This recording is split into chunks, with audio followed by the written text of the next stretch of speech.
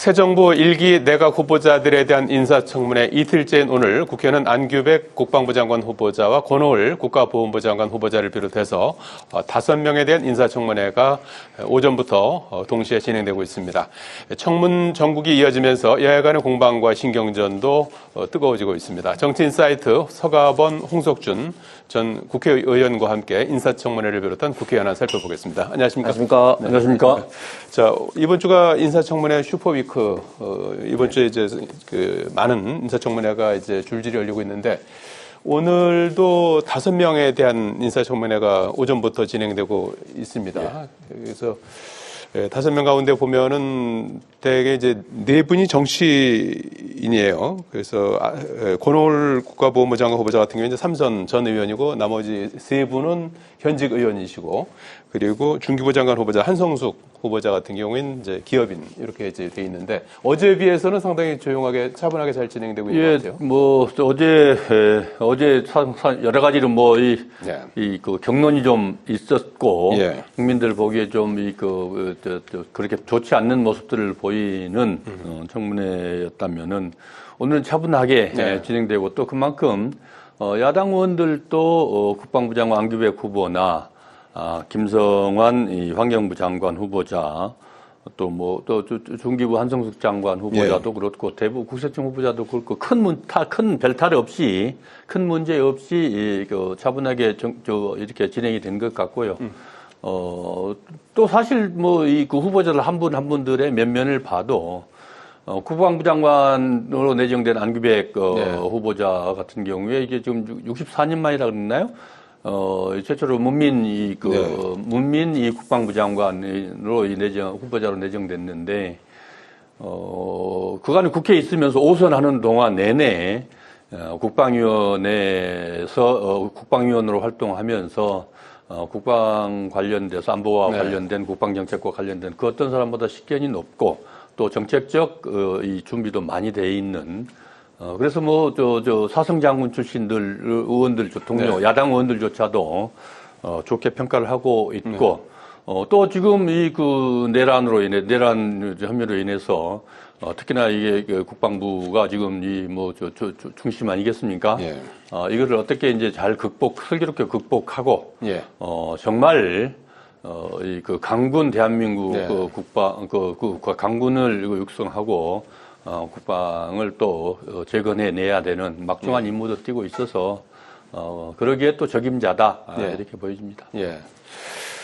안규백 장관이 이제 적임자다라는 부분을 이제 강조를 해주셨는데, 야당에서는 뭐 오늘 후보자들 같은 경우에 어떤 후보의 어떤 의혹 이런 부분들을 좀 제기하고 있고, 또 해명은 어떻게 좀 보셨는지요? 일단 권오을 후보자 같은 경우는 뭐 한 4-5군데 동시에 근무를 하면서 이제 봉급을 수령했는데, 슈퍼맨도 아니고 이런 게 사실은 있을 수 없는 일이죠. 뭐 이런 어떤 문제도 있고, 한성숙 중기부 장관 후보자 같은 경우도 뭐 불법 정려라든지 그런 부분에서 뭐 본인은 사과는 했습니다만은 어쨌든 문제되는 것이고, 안규백 장관 후보자 같은 경우 사실 이제 방위병 출신의 국방부 장관 후보자로서 사실은 굉장히 많이 좀 걱정이 좀 되는데, 특히 지금 22개월 방위병 복무에 대해서 물론 그런 행정착오다 그런 어떤 이야기를 합니다만은, 그러면 관련한 병직 증명서 자료를 제출해야 될 거 아닙니까? 그런데 그 자료는 제출하지 않습니다. 이것은 뭐 자료 중에서도 기본적인 자료이고, 우리 대한민국 국민이 해외 나갔을 때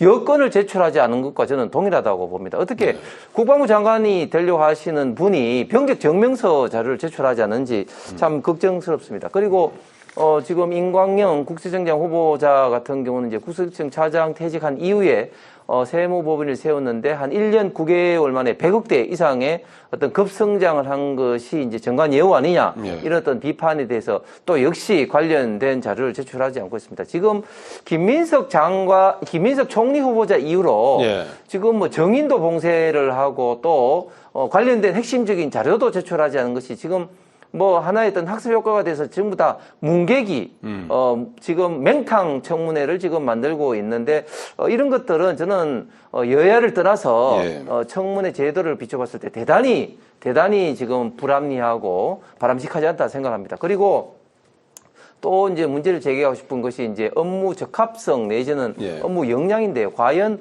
근월 후보자가 본에 어떤 관계가 있습니까? 어떻게 보면 뭐 독립 유공자가 가장 많이 배출한 지역 안동 출신이란 거 말고는 저는 전혀 관계가 없다고 보고요. 그 다음에 안규백 장관 후보자 같은 경우 물론 뭐 국방위에 오래 있었다 하지만 예. 그 본인도 이야기를 했습니다만은 이 국방부 장관은 군정과 군령을 동시 수행하기 때문에 기본적인 작전 어떤 개념을 이해해야 되는데 과연 기본적인 작전 개념을 이해를 할 수 있을까? 특히 NSC 같은 경우에 이제 국방부 장관이 가장 핵심적인 역할을 해야 되는데 국가 안보 전체적인 측면에서 북한의 어떤 유사시 어떤 도발이라든 이런 어떤 측면에 대해서 과연 어떤 작전 개념을 NSC에서 주도적으로 네. 저는 진행할 수 있을까? 업무적인 어떤 연관성 면에서도 저는 굉장히 좀 문제가 있다 생각합니다. 예. 자, 어제는 이 인사청문회 첫날이어서 그런지 상당히 치열했습니다. 피켓 시위도 있었고 설전, 정회, 파행이 이어지기도 했습니다. 그래서 어제 강선우 여가부 장관 그리고 정동영 통일부 장관 후보자, 백이훈 과기부 장관 후보자, 전재수 해수부 장관 후보자를 대상으로 청문회가 있었는데 어느 청문회를 좀 유심히 보셨습니까? 요즘 뭐 논란이 되고 있는 예. 그 교육부나 예. 여가부가 아무래도 예. 관심이 갈 수밖에 없었고요. 여가부, 또 여가부 장관 제 후보자. 예. 개인적으로 입장에서 보면은 이 과기정통 네. 에서 야당 의원들이 피켓팅을 이렇게 글쎄요. 한 예. 것은 이게 참 청문회를 장관 후보자의 청문회를 하는 자리에 예. 해당 상임위원장에 대한 내용들을 가지고 이 피켓팅을 하는 것은 이거는 우리 국민들 보기에 너무 심한 정치적 공세 아니겠습니까? 아무리 마음에 안 들고 또 여러 가지 본인 야당에서 생각하기에 이제 합리적이지 않다 하더라도 예. 그 설자에 있고 날짜리가 있는데 장관 청문회 자리에서 후보자 청문회 자리에서 예. 심도 깊게 하나하나 이게 준비해서 검증을 해도 시원찮을 판에 상임위원장에 대해서 성토하는 자리가 되니까 오죽하면 언론에서도 역량이 없는 야당이라고까지 질타할 정도 제목으로 뽑아서 질타할 정도로 그런 모습들은 정말 국정의 한 축으로서의 야당이 본질을 훼손하고 있는 거 스스로 훼손하고 있는 거 아닌가 하는 안타까움이 좀 있었고요. 여가부 장관 강선우 장관 후보자에 대해서 걱정이 좀 많았는데 갑질과 관련돼서는 본인도 충분하게 국민들에게 또 사과를 하는 모습들을 봤고요. 그럼에도 불구하고 여러 가지 문제들이 있는데 가족 문제도 그렇고 소명하는 부분들이 일정 정도 또 좀 그런 면이 있었겠구나라고 돼 있었고 그래서 좀 더 깊게 서로 여야 간에 논의하는 과정들을 지켜보면 될 것 같고요. 네. 교육부 이제 장관에 대한 청문회 내일 하고 있는데 네. 사실 우리 학계에 있어서 네. 논문 예. 표절 문제는 어제 오늘 문제가 아니고 정말 매 정권에 또 매번 개각 때마다 이 장관들의 이 논문 표절 문제는 이제는 정말 식상할 정도로의 문제가 됐지만은 예. 사실 학자로서의 양심의 문제고 네.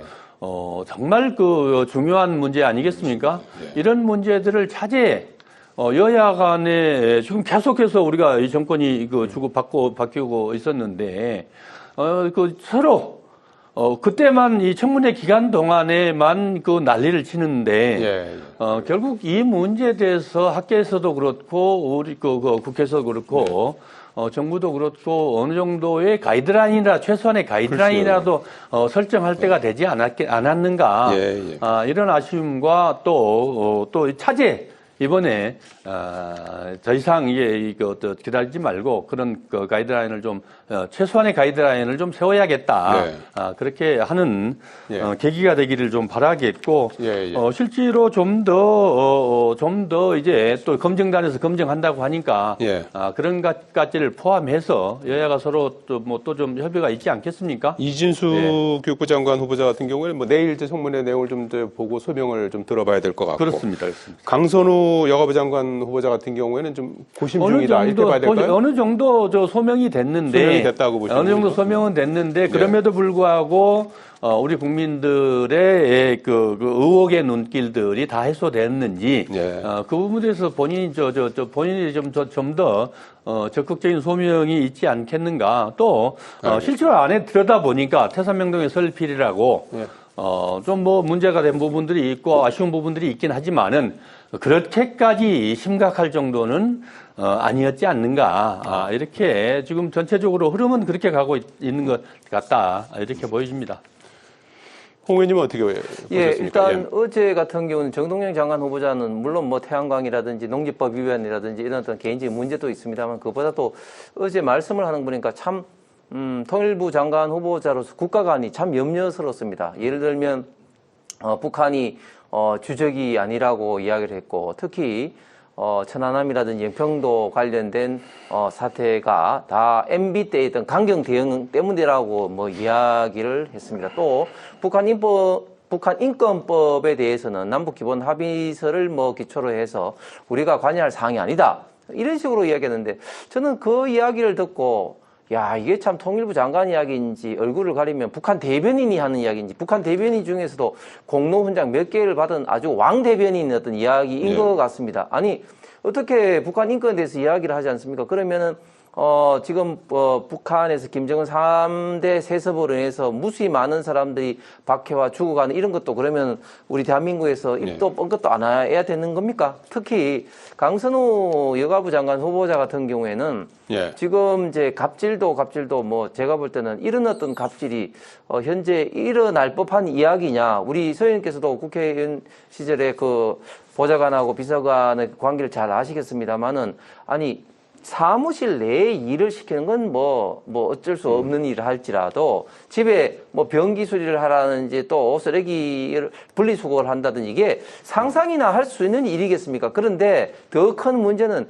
해명하는 과정에서 계속 거짓 해명 내지는 거짓말 하고 있는 거죠. 첫 번째 쓰레기에 대해서는 뭐라고 했습니까? 가사 도우미가 있기 때문에 안 했다고 했는데 청문회장에서는 먹다 남은 음식을 차에서 먹다 남은 음식을 갖고 와서 이제 부탁을 했을 뿐이다 했는데 나중에 알고 보니까 이 텔레의 자료에 되면 집 앞에 있는 걸 좀 분리수거하라 이런 식으로 거짓 해명이 드러났었죠. 그 다음에 또 변기 관련해서 또 어떻게 해명했습니까? 이게 처음에는 이제 하지 않았다 해서 나중에는 지역 사무실에 있는 보좌관한테 이야기했다. 아니 지역 사무실에 있는 보좌관과 국회에 있는 보좌관이 다릅니까? 똑같은 보좌관으로서 국민의 세금으로 운영되는 보좌관인데 어떻게 그런 식으로 해명할 수 있는지 그리고 46명의 어떤 면직 처분에 대해서는 실질적인 동일인이 있어서 뭐 27명이 뭐 그렇게 됐다고 이야기했는데 그것이 또 통상적인 또 수준이라고 했습니다. 전혀 통상적인 수준이 아니고요. 완전히 갑질 여왕의 있던 수준이고 이런 것들이 다 그 민주당 그 보좌관 협의회 여의도 옆 뭐 대나무숲 거기 카페에 굉장히 현재 계속해서 강선우 후보자를 질타하는 것들이 계속 나오고 있다. 이런 것들을 민주당이 계속 감싸서는 지금까지 민주당이 뭐 약자, 노동자 이렇게 이야기한 것이 위선임이 그대로 드러났다고 봅니다. 그 부분들은 조금 본인도 소명을 좀 짧게 할게요. 소명을 했는데 아까도 말씀드렸지만 아쉬운 부분들이 있고 좀 과한 부분들도 있었죠. 그러나 아까 거짓말이라고 하셨는데 그거는 그 여성으로서 가정에 가살했는데 갑자기 변기에 자고 일어나진 변기에 막 물이 넘쳐서 해서 그걸 업체를 본인한테 시키는 게 아니고 당황할 수 있지 않는 것도 나가야 되는 것이고 그래서 그걸 좀 수리 업체 정해서 좀 이렇게 해달라. 이거 했다 이렇게 소명이 됐고 또 뭐 분리수거 문제들도 역시 그 서로 생각이 시점이 다르게 차후가 있을 수 있는 거 아니겠습니까? 그것을 거짓말로까지 그렇게 매도할 일은 아닌 것 같다. 그래서 일정 정도 소명은 됐다. 그런 부분들은 이렇게 보여집니다.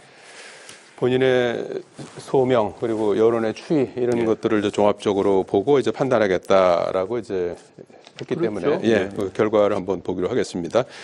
자, 내란 수기 혐의 받고 있는 윤석열 대통령 어제 이어 오늘 예정된 2차 강제 구인 조사에도 응하지 않을 것 같아요. 오늘 이제 잠시 뒤에 아마 이제 2시까지 조사를 이제 받으러 오도록 이렇게 조치를 했는데 그래서 이제 버티기를 하고 있는 상황이고 주변에 이제 가까운 사람들이 진술을 이제 윤 전 대통령한테 좀 불리하게 진술을 이어가고 있는 그런 상황인데 계속 좀 버티기를 할 것 같죠? 어떻게 예상하십니까? 참 부끄러운 일 아닙니까? 또 우리 국민들의 이 마지막 남은 자존심까지도 이렇게 뭉개고 가는 참으로 볼썽사나운 모습을 연출하고 있는 있다. 이렇게 참 실망감을 더해서 정말 이 자괴감이 들 정도로 정말 한심하다. 이렇게밖에 표현할 수가 없겠습니다. 본인이 그 특검으로서 박근혜 전 대통령을 수사를 할 때 당시에 박근혜 대통령이 했던 그 행태, 그 모습을 그대로 지금 답습해서 진행하고 있는 게 아니냐.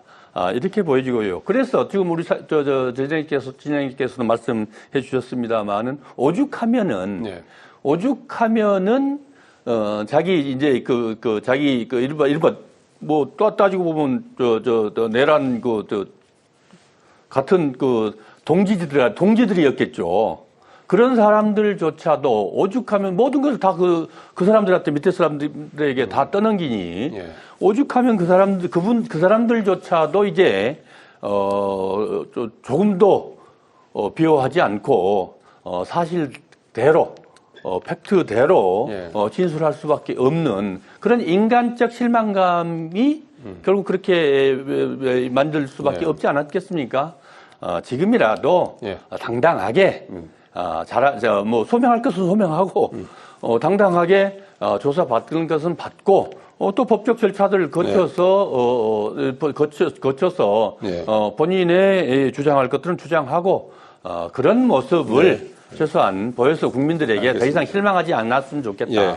이 말밖에 할 수 없겠습니다. 일단 뭐 표면적으로는 건강상의 이유를 들었는데 구치소에서 확인해 보니까 조사를 응하지 못할 정도의 건강 상태는 이렇게 나쁘진 상태는 아니라고 해요. 버티게 하는 이유는 뭐라고 보십니까? 저는 지금 조원석 내란 특검이 굉장히 과잉 수사를 하고 있다고 생각합니다. 무슨 말인가 하면 이제 수사를 하면서도 인권 어떤 보호적 측면을 생각했는데 예를 들면 검찰에서도 수사를 할 때 주변을 이제 수사를 하고 가장 핵심적인 부분은 이제 마지막에 수사를 하는 거 아니겠습니까? 지금 윤석열 전 대통령 관련돼서는 이미 검찰에서 수사를 했고 지금 재판이 진행 중에 있습니다. 그리고 특검에서도 2차례에 걸쳐서 수사가 또 진행됐습니다. 그런데 구속되자마자 또 불러서 수사를 하고 그러면은 언제까지 계속해서 이제 윤석열 전 대통령에 대해서 수사를 하는 것이죠. 그래서 저는 수사를 하더라도 효율적으로 그리고 인권 침해를 하지 않는 범위 내에서 해야 되는데 지금 조원석 특검 같은 경우는 그냥